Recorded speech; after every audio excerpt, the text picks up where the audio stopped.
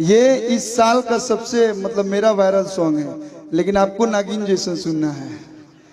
कि बानी चश्मा लगौले दूरबीन जैसन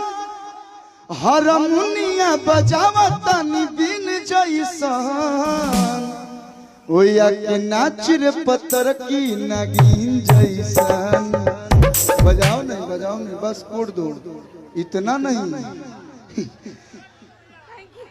किया के नाच रे पत्थर की नागिन जैसन। और जो गाने के लिए मुझे अवार्ड मिला,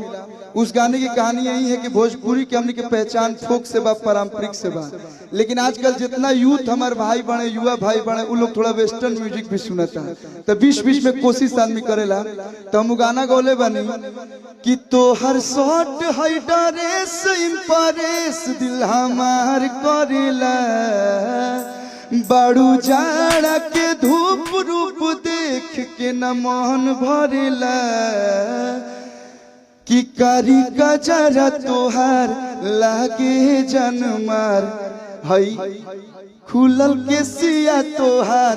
लागे जनमार तोहर गुस्सा बधानी नवाबी तोहर कातिल बा फिगर हाय रे पतली।